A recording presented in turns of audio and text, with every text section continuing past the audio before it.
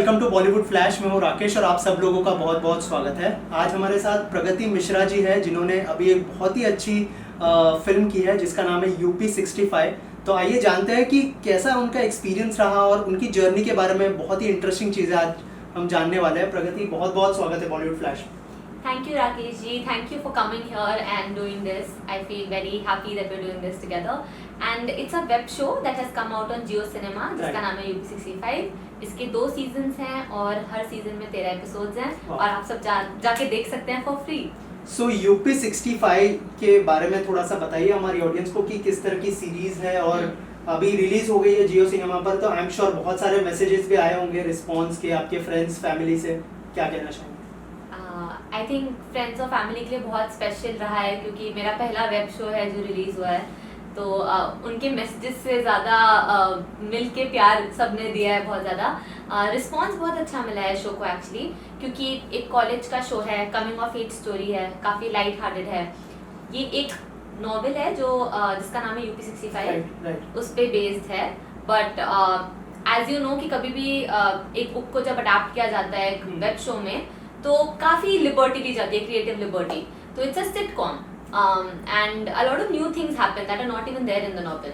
तो हाँ, काफ़ी पसंद आई है लोगों को। सो प्रिपरेशन करने के लिए क्या आपको वो नॉवेल पढ़नी पड़ी या फिर कैसे प्रिपेयर किया आपने किरदार के लिए, अगर इस बारे में कुछ बताएं? मैंने नॉवेल पढ़ी थी क्योंकि मैं बहुत स्कूल में फर्स्ट बेंच में बैठने वाली लड़की हूँ। तो जब मुझे पता चला कि ये शो इस नॉवेल पे बेस्ड है, मैंने सबसे पहले वो नॉवेल पढ़ी थी। और प्रिपरेशन के लिए हमने एक्चुअली एक एक्टिंग कोच है जिनका नाम है पीयूष कुमार, उनके साथ 15 दिन की वर्कशॉप की थी और हमारे पास पूरी स्क्रिप्ट थी। मुझे याद है कि इतनी अमेजिंग बात है, हमारे पास सीजन 1 और आधा सीजन 2 दोनों की स्क्रिप्ट थी स्टार्टिंग से। तो हमने सब पढ़ा था और फिर हम एक एक सीन को लेके उसके डिफरेंट इम्प्रोवाइजेशंस करते थे, उसके बारे में डिस्कशंस करते थे और अपने कैरेक्टर्स को और एक्सप्लोर करते थे वर्कशॉप में। तो बहुत मजा आया। राइट, क्या खास चीज़ लगी थी इस सीरीज की स्पेशली, क्योंकि आप थिएटर भी कर चुकी है, आई एम श्योर बहुत सारी चीज़ें आपने देखी होगी सीरीज में। अगर एज एन एक्टर क्या देखा आपने इस सीरीज को जब आपने हाँ कहा या फिर अप्रूव किया? देखिए, पहली बात तो है कि जब मैंने पहली बार पढ़ना स्टार्ट किया, आप देखेंगे कि इस शो के फर्स्ट सीजन में सेकेंड एपिसोड में पहली बार निशांत का कैरेक्टर शुभ्रा को देखता है घाट पे। और अगर मैं सच कहूँ तो मैं बचपन से बॉलीवुड देख के बड़ी हुई हूँ और मैंने जब वो सीन पढ़ा कि घाट पे लड़की बैठी है और लड़का उसे नाव से देखता है, उसका दिया डूबने वाला होता है और वो गंगा में कूद के उसका दिया बचा लेता है, तो that is the first seen that I read. तो मुझे जेन्युइनली वो पढ़ के बहुत एक्साइटमेंट हुई और जैसे जैसे मैं पन्ने पलटती गई, पूरा शो पढ़ती रही, मुझे बहुत मज़ा आया, मुझे बहुत हंसी आई।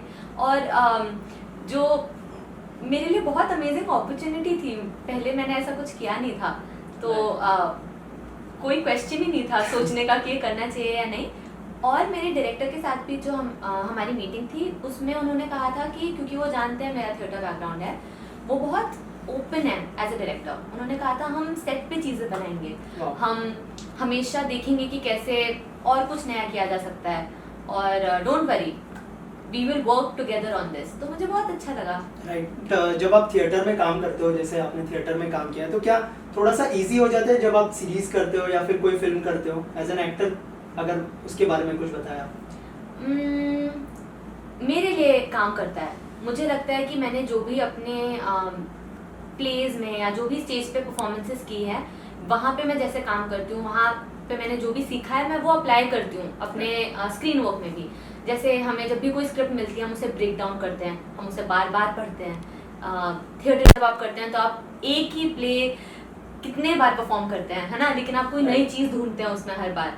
तो मुझे वैसे काम करने में मज़ा आता है, तो मेरे लिए बहुत हेल्पफुल है। लेकिन मुझे लगता है ऐसा कुछ ज़रूरी नहीं है हर एक्टर के लिए थिएटर करना, जिन्हें पसंद है उन्हें करना चाहिए। It can be very beneficial but I don't think it's important to do it, but I use it. Yes, right. Also जैसे आपने कहा कि रिस्पॉन्स बहुत अच्छा मिला है और आई एम श्योर सीरीज देखने के बाद बहुत सारे ऑफर्स आने वाले हैं और हमने सुना है कि विशाल भारद्वाज की कोई फिल्म या फिर कोई सीरीज करने वाली है। उस बारे में कुछ बताया, क्या ये सच है या फिर क्या कहना चाहेंगे? मैंने एक बहुत छोटा सा किरदार निभाया है जो विशाल सर की न्यू वेब शो आया है जिसका नाम है Charlie Chopra and the mystery of Solang valley, Sony LIV पे। और उसका यूपी65 से एक्चुअली कोई लेना देना नहीं है। मैंने ऑडिशन दिया था गौतम सर की टीम के साथ यूपी65 करने के बाद, और थैंकफुली मैं सिलेक्ट हो गई और मुझे मौका मिला विशाल सर के साथ काम करने का एक दिन के लिए। तो आई होप आपकी बात में सच्चाई हो कि मुझे मौका मिले और लोगों से मिलने का इस शो के थ्रू। लेकिन ये जो मैंने एक छोटा सा किरदार निभाया है वो मैंने ऑडिशन दिया था और तब तक यूपी65 नहीं आया था। राइट। और विशाल भारद्वाज खुद में एक इंस्टीट्यूट है। एज एन एक्टर क्या सीखा आपने जो आप आगे भी खुद के लाइफ में एज एन एक्टर इम्प्लीमेंट करना चाहेंगे? I think as an actor मेरे पास ज़्यादा एक्सपीरियंस नहीं है सेट पे काम करने का। और स्पेशली जब मैं विशाल सर के सेट पे काम कर रही थी, मैंने नोटिस किया कैसे he knows everybody's name and he will come and shake your hand and he will congratulate you and greet you and work with you as an equal. तो हर इंसान उनके सेट पे एज एन इक्वल काम करता है। तो अगर आप कह रहे हैं कि मैं क्या सीख के अपने अंदर इम्बाइब करना चाहूँगी, डेफिनेटली दैट क्वालिटी कि कभी भी मैं किसी के साथ भी काम करूँ मैं सबके नाम जानूँ और सबके साथ एज एन इक्वल कोलैबोरेशन करूँ। आई थिंक दोनों के लिए वो बहुत बेनिफिशियल होता है। राइट। बहुत अच्छी सोच है। और इसके अलावा और एक चीज़ जानना चाहूँगा, क्योंकि आप न्यू है इंडस्ट्री में, एज एन एक्टर कौन इंस्पायर करता है जिसको देखने के, मतलब जिसके साथ काम भी करेंगे इन फ्यूचर, आप अगर उस बारे में कुछ बताया? मेरे लिए करंटली सबसे बड़ी इंस्पिरेशन आलिया भट्ट है। आई थिंक उनका करियर, उनकी चॉइसेस, उनकी डेडिकेशन, उनका क्राफ्ट बहुत इंस्पायरिंग है। जो वो परफॉर्मेंसेस देती हैं, उनके सीन्स आपके अंदर कहीं ना कहीं रह जाते हैं। She is very inspirational, her whole journey and the way she conducts herself also I think. पर आप अगर पूछ रहे हैं कि कौन से एक्टर हैं जिनसे मैंने, और कोई एक्टर जिनसे मैंने कुछ सीखा और जिनके साथ मैं काम करना चाहती हूँ, मैं ये पहले भी कह चुकी हूँ, जिम सर जो रॉकेट बॉयज में भी थे।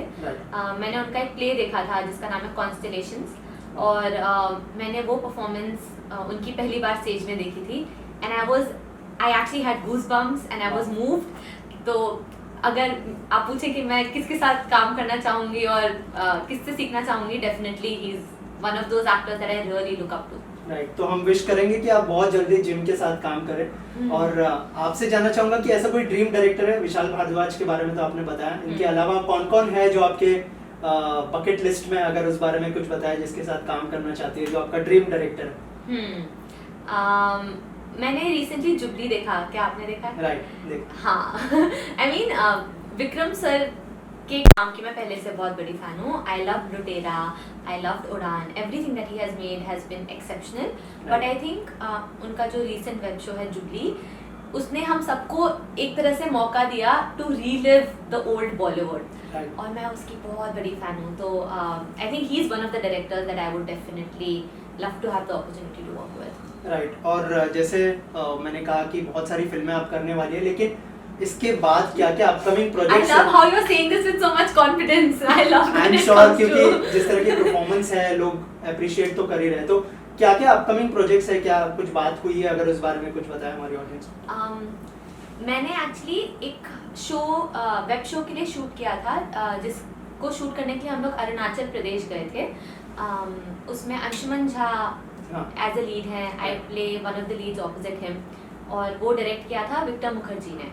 तो ये मैंने यूपी65 से पहले शूट किया था, पर ये रिलीज नहीं हुआ है। तो आई होप कि वो शो रिलीज हो।